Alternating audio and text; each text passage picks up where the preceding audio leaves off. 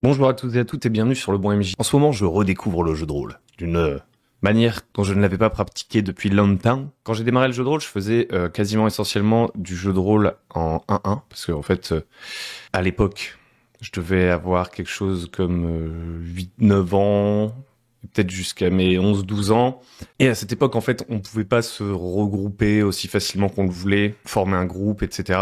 Et puis je pense que je me posais même pas la question, en fait, parce que j'adorais jouer en étant, moi, MJ, avec un pote. Il y a eu quelques parties aussi où c'était mon pote qui était MJ et moi joueur, ou PJ si vous préférez. Et le peu de parties que je jouais à plus de deux, c'était en vacances avec des cousins. Donc en fait, mon mode de jeu principal, on va dire, c'était le 1-1. Et c'est vraiment beaucoup plus tard, après une longue traversée du désert où je faisais plus du tout de jeu de rôle, que je me suis retrouvé à être dans ma période, on va dire, Forever GM, à vouloir faire découvrir à des potes le jeu de rôle et donc à les faire jouer par groupe de, on va dire, 3 à 6. Et depuis ce moment-là, j'ai pas vraiment remis en question ce truc-là. À chaque fois que j'ai joué, à chaque fois que j'ai maîtrisé, c'était en groupe. Et c'est seulement récemment, là, que je me suis remis à faire des parties en 1-1. Et ces parties en 1-1, elles sont arrivées à un moment où, genre, bon, j'arrivais plus autant à m'amuser en jeu de rôle.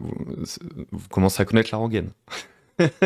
Ou en tout cas, j'arrivais pas à atteindre un objectif que je cherchais, qui était une sorte de truc de super immersion. J'arrivais pas à retrouver ça. Et en tant que joueur, j'ai à chaque fois énormément de mal à m'immerger, étant donné que de manière exponentielle, plus il y a de joueurs, moins je vais avoir de contrôle, et plus je vais devoir me plier, en fait, aux règles méta qui se trouvent autour de la table. Donc c'est de ça dont on va parler aujourd'hui, c'est du jeu de rôle en 1-1. Là, actuellement, j'ai repris ça depuis pas très très longtemps, sur 2 campagnes de Brigandine, une où je suis MJ avec un joueur, Brigandine, et une où je suis joueur avec un MJ, toujours sur Brigandine. Et je me suis rendu compte de l'énorme différence que ça fait de jouer à 2 par rapport à ne serait-ce que 3. Et comme je prends vraiment un kiff là-dessus en ce moment, il y a un truc un peu bizarre, genre j'ai l'impression d'être un putain d'égoïste.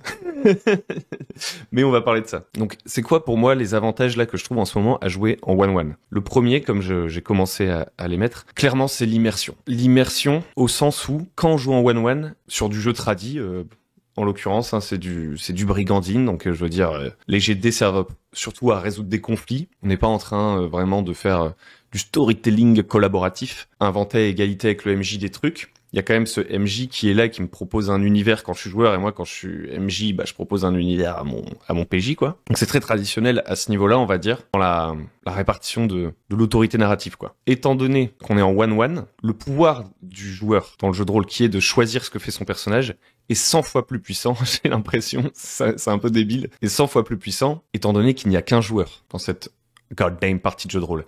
Et du coup, en tant que joueur, ce que je réalise, c'est que je peux faire un jeu sans concession et donc ne plus du tout penser et ne plus du tout orienter les actions de mon personnage par rapport aux gens qui sont autour de la table. Alors vous allez me dire, il reste le MJ, mais a priori dans ce dispositif-là, nos rôles sont à peu près clairs en fait avec le MJ. Le MJ, il réagit à mes actions et moi je peux complètement explorer son monde en fait. Voilà, c'est aussi simple que ça. C'est le rôle, c'est le fonctionnement traditionnel sur, j'ai l'impression, d'une partie de jeu de rôle quoi à peu près. Sauf que dans une partie de jeu de rôle, ce super pouvoir de choisir ce que mon personnage y fait, la plupart du temps, il est complètement amoindri et divisé entre les joueurs autour de la table parce qu'on veut, pour une raison que j'ignore, toujours trouver un consensus la plupart du temps. Alors, raison que j'ignore, pas vraiment. Je vais noter pourquoi. On va dire que ce pouvoir qu'on donne aux PJ, là, c'est les PJ qui font les choix, il est complètement éclaté par la réalité matérielle de la partie, en fait. Et la réalité sociale de la partie, j'ai envie de dire. Et donc, en fait, c'est un témoignage perso, hein. Vous me direz ce que vous en pensez. Quand je suis dans une partie de jeu de rôle,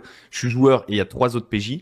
Ce qui se passe la plupart du temps, c'est que plutôt que de penser à la fiction, plutôt que de penser à ce qui est en train de se passer, plutôt que de suivre mes envies de personnages ou de joueurs qui en général se mélangent un petit peu, la principale chose que je vais voir, c'est les dynamiques sociales autour de la table. À chaque fois que je vais avoir la parole, la première chose que je vais me dire, ça va être mon tour de parler en tant que joueur, la première chose que je vais me dire, c'est tout le monde est en train de me regarder. Ça, rien que ça va conditionner ma manière de faire des choix. Première chose. Parce qu'il y a une attente potentiellement que je sois théâtral, parce qu'il y a une attente potentiellement que je fasse un truc particulièrement intéressant.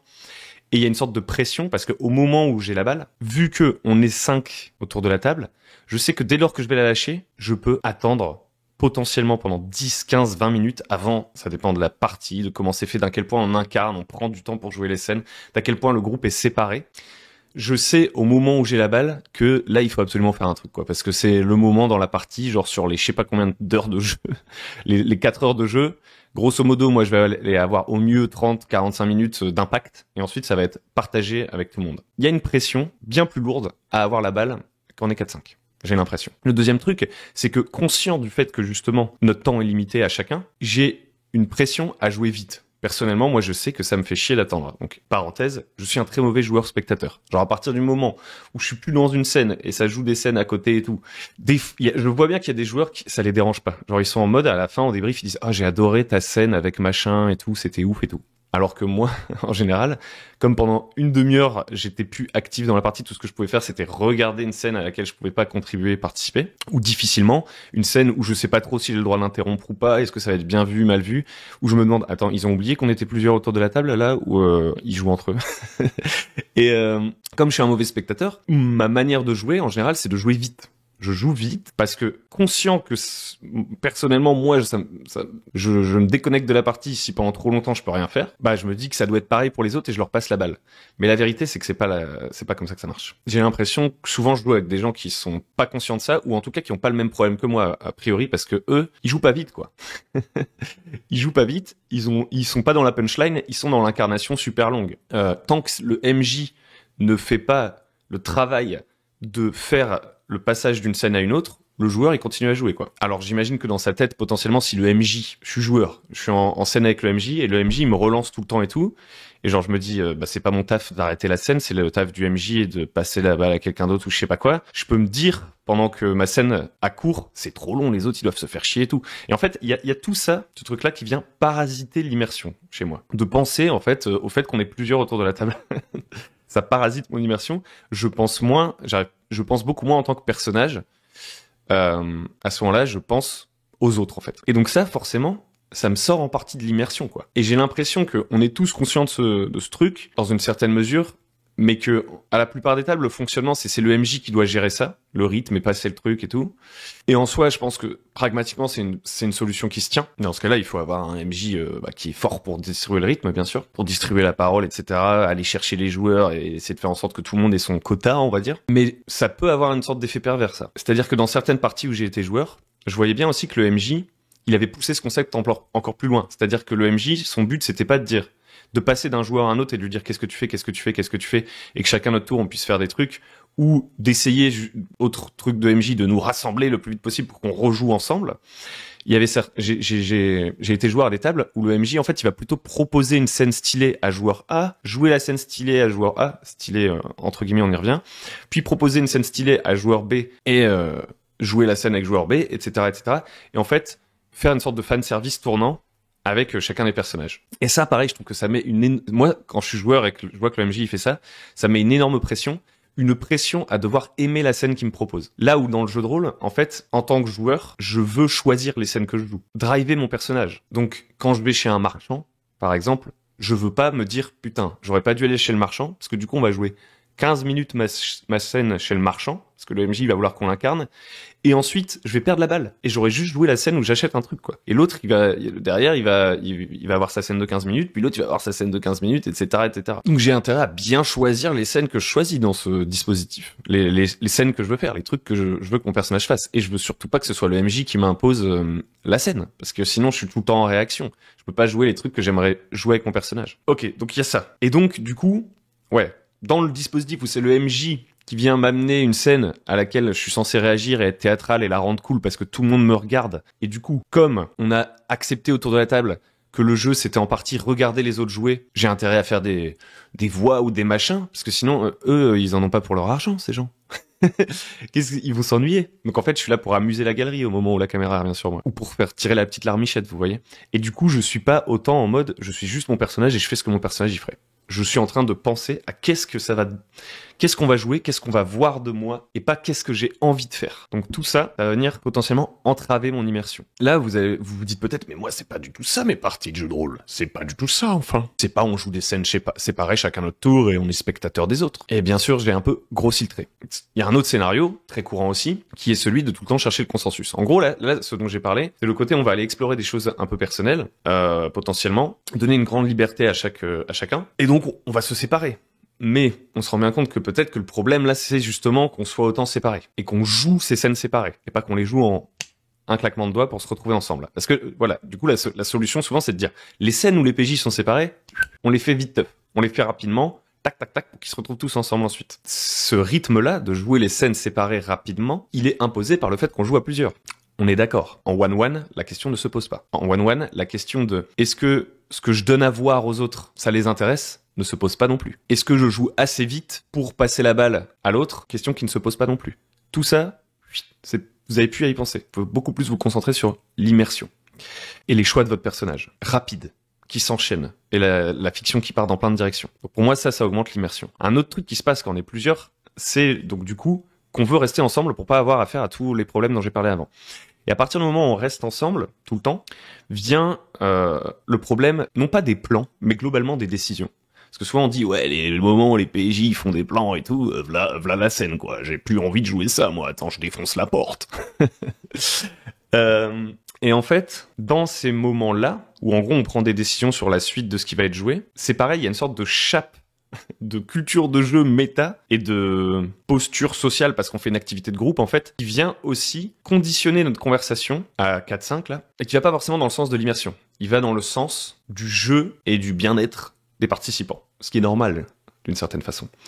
Mais du coup, quand on est en groupe, on se dit qu'est-ce qu'on fait après? On ralentit à fond le jeu parce qu'on veut que tout le monde ait son mot à dire, et du coup ça devient la bataille de machin qui voudrait faire ça parce que c'est stylé, bidule qui voudrait faire ça parce qu'il pense que c'est le meilleur plan, truc qui suit parce qu'il veut que ça avance, donc il participe pas, machin chouette qui lui finit par péter la porte et play Toulouse, et ensuite on se dit oh mais lui c'est vraiment le héros, il a débloqué la situation, mais du coup on joue tout le temps des personnages qui pètent des portes parce qu'on en a marre de discuter devant la porte.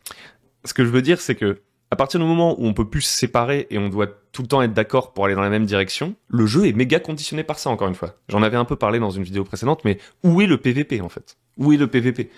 J'aimerais plus souvent jouer la dispute et régler la dispute avec des jets de dés, par exemple. Régler des prises de décision avec des jets de dés, voir qui gagne pour créer potentiellement des dynamiques de désaccord dans le groupe, plutôt que de les jouer pendant très très longtemps. Mais c'est un peu hors sujet. Il y a un autre truc aussi. Il y a un autre truc, c'est que quand je suis MJ, dans ce genre de dispositif-là, où on est à plusieurs joueurs, c'est pareil. Il y a plein de choix que je fais, non pas pour présenter un monde que je considère comme immersif et où le joueur il va pouvoir faire plein de trucs et tout. Il y a plein de choix que je fais dans ma préparation en tant que MJ pour essayer de faire en sorte que le groupe reste ensemble. Et du coup, j'ai l'impression que mes mondes, que le jeu ne s'ouvre pas en fait. Que le jeu ne s'ouvre pas parce qu'il y a une demande des joueurs à justement avoir des très bonnes raisons de rester ensemble tout le temps, qu'on relie leur background, etc. Ça arrive souvent. Il y a un peu une méta comme ça. Je suis pas en train de dire que c'est un truc obligatoire. Il y a une sorte de méta. C'est un attendu un petit peu pour faciliter la partie. Il y a plein de joueurs qui disent ouais, je sais pas, j'ai l'impression que mon personnage il était pas attaché à l'histoire principale. C'est un discours qui existe.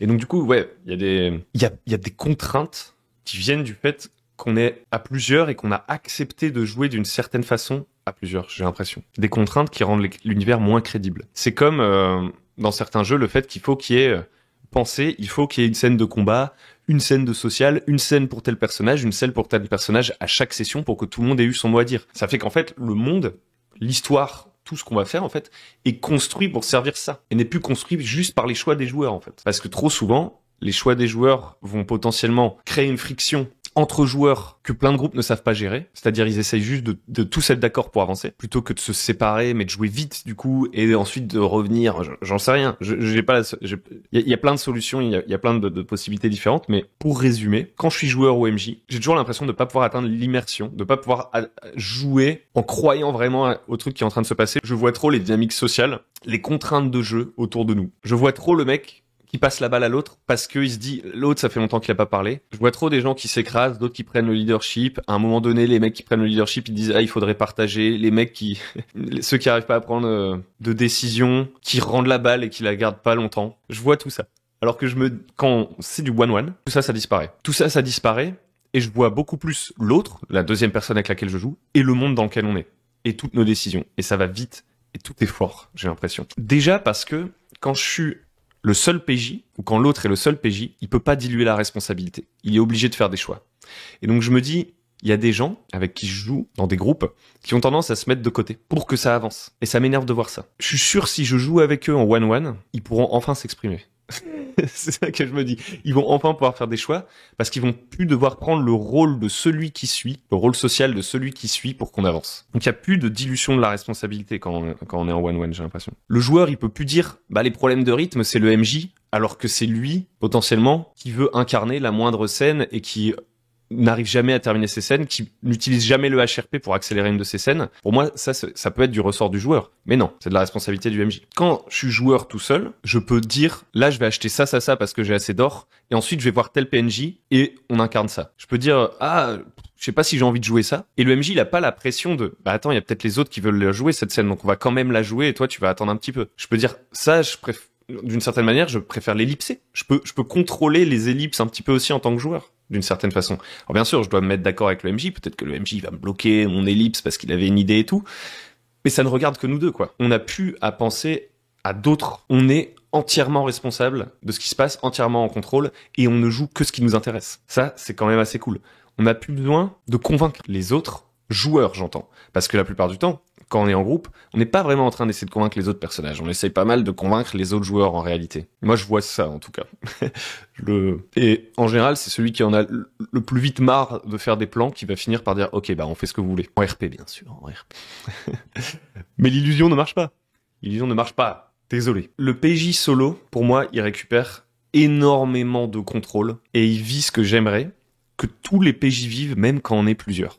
En fait, là, après mes quelques games où je suis solo PJ, je me dis, je kiffe, alors que d'habitude, j'aime pas trop être PJ. Donc probablement que c'est parce que je suis un énorme égoïste. Je me dis, putain, ce serait fort si ça, je l'avais quand on joue à plusieurs. Donc je pense, pour l'instant, je kiffe trop le jeu en 1-1 et je vais l'explorer à fond, le réexplorer à fond, puisque c'est ce que je faisais par le passé, le redécouvrir. Et après, le travail, ça va être de réussir à faire la rétro-ingénierie.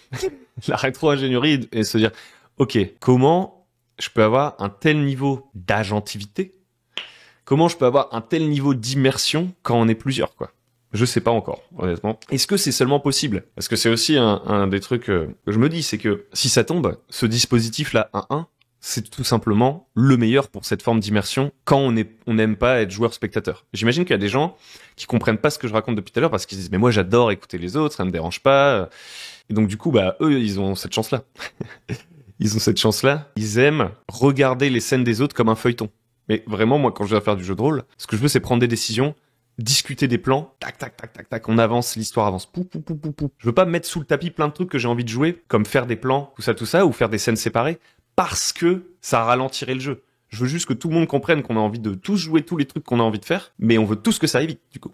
Parce que on est plusieurs. Et donc, du coup, dans ce dispositif-là, où le jeu se concentre sur le fait de prendre des décisions, beaucoup de décisions rapidement durant la partie, tout ça, pour que ça avance. L'incarnation, le potard incarnation, genre on joue toutes les scènes et tout, faut qu'il redescende un peu. Et je me suis encore perdu. Cette vidéo est complètement déstructurée. Un autre truc que je trouve super cool en 1-1, c'est que je me dis, aller jouer à des jeux plus complexes, ça a plus grand chose à voir avec ce qu'on disait avant, mais aller jouer à des jeux plus complexes, on va dire mécaniquement, ça peut devenir plus intéressant, je pense. Parce que ça me dérange moins que le jeu soit plus lent, puisqu'en fait, je suis tout le temps actif. Le jeu est plus lent, mais je suis tout le temps actif. Ce qui compte, c'est pas, on va dire, la vitesse. C'est le fait que je puisse participer, d'une certaine manière. Bon, le fait que le jeu aille vite, en général, augmente la participation de chacun, la fréquence à laquelle les gens participent si on décide d'accélérer le jeu. Mais là, je peux avoir, si je veux passer 5 minutes sur une passe d'armes à aller regarder une règle et tout, c'est pas grave parce qu'en fait je suis activement en train de faire ça, on en parle avec le MJ, c'est pas je suis en train d'écouter machin qui cherche la règle, d'écouter machin qui après 16 séances n'a toujours pas capté la règle. Donc ça c'est un petit avantage aussi. Et un autre avantage que je trouve vraiment cool, c'est le développement de personnages et le fait de pouvoir le développer comme on veut. Parce qu'en fait aussi, il y a un truc dans le jeu en groupe qui est juste pas trop possible, quoi. J'ai l'impression. C'est pas grave. Hein. Pour le coup, ça, je pense, on peut en faire le deuil quand on est plusieurs. Dans le jeu en groupe, ça n'est pas possible de choisir vraiment qui devient mon personnage. À un moment donné, il faut toujours que je réussisse à me rattacher au groupe. C'est d'ailleurs pour ça qu'on a tendance à se répartir des rôles. Très vite, on veut avoir des personnages archétypaux pour savoir qui va faire quoi. On a tendance, de la même façon, dans un groupe de potes, j'ai envie de dire, à peut-être inconsciemment vouloir que chacun ait un rôle assez précis dans le groupe. Lui, ce sera le vieux sage qui parle lentement. Lui, ce sera le troublion qui fait exploser la situation. Lui, ce sera machin, lui, ce sera truc. Donc ça, c'est plutôt, on va dire, sur des archétypes de personnalité. Peut-être aussi que les classes, etc., c'est aussi ça. C'est d'un point de vue ludique. Lui, on sait que c'est celui qui va aller devant pour prendre les coups dans la tronche parce qu'il est balèze. Lui, c'est celui qui fait les trucs un peu discrets. Lui, c'est celui qui fait les négociations. Il y a un confort là-dedans. Il y a le confort de pas se demander alors c'est qui joue cette scène-là, toi tu fais quoi, nanana. Ça accélère le jeu aussi, ça, le fait de se dire on est dans des rôles.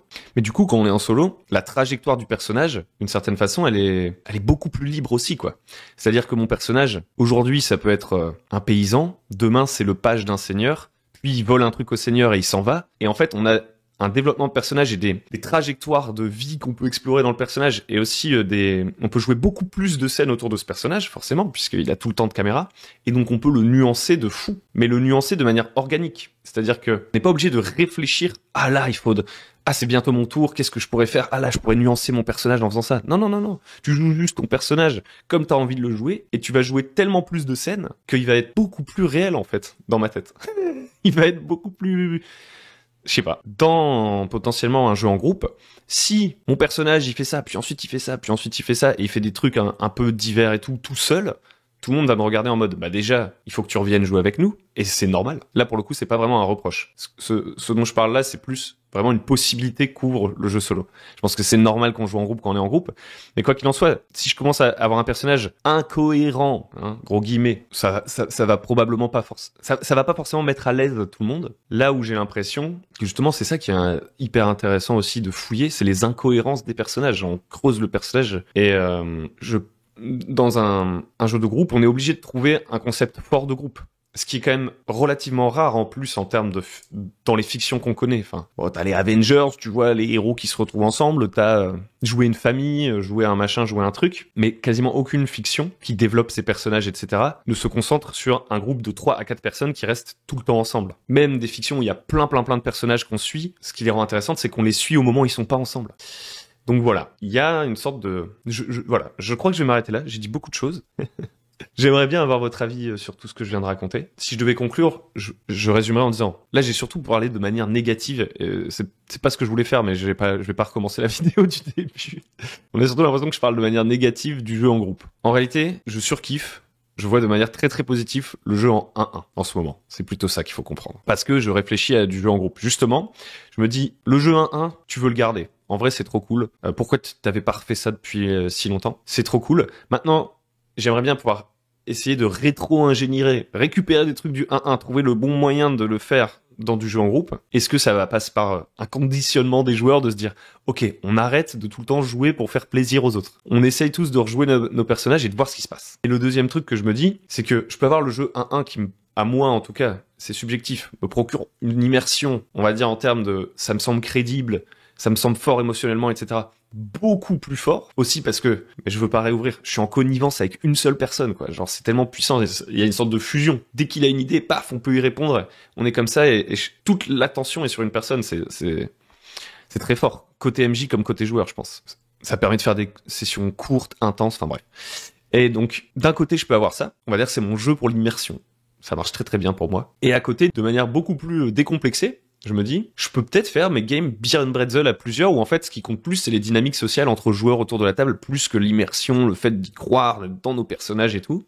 Et accepter, peut-être, j'en sais rien, que pour moi, ça marche bien. De me dire, il y a d'un côté ce truc-là, de l'autre côté l'autre. Plutôt que d'être dans la frustration, par exemple, de me dire, quand on joue à 4 joueurs, j'arrive pas à ressentir ce niveau d'immersion, qu'est-ce que je peux faire, etc. Et du coup, de pas profiter pleinement de l'expérience, on va dire, plus jeu de société, qui est la partie à 4-5, quoi. Qui est une expérience qui, si je viens pour elle, si mon attente c'est d'avoir cette expérience jeu de société, les moments forts d'émotions qui vont en ressortir, etc., c'est du bonus, mais je viens avant tout pour le moment, on va dire, social de la partie. Et ça me permettrait peut-être de refaire du Shadow Dark, un truc comme ça, je sais pas. Parce qu'en fait, là, dans Shadow Dark, enfin, dans toutes les campagnes que je faisais depuis 1 an maintenant, c'est énorme. J'ai énormément joué, hein, genre je joue 3 fois par semaine, là, depuis 2 mois. Ce que je cherchais, c'était l'immersion, et je le trouvais pas. Et là, le 1-1, je l'ai trouvé. Et du coup, maintenant, je suis beaucoup moins frustré parce que j'ai retrouvé ce truc. Je vais arrêter la vidéo ici. J'espère que ça vous a plu. Ça m'intéresse d'avoir vos retours. Si vous avez trouvé ça intéressant, n'hésitez pas à commenter et tout. N'hésitez pas aussi à venir soutenir sur Tipeee si vous voulez soutenir la chaîne. Je vous dis à très bientôt sur Le Bon MJ. Merci de m'avoir écouté. Ciao.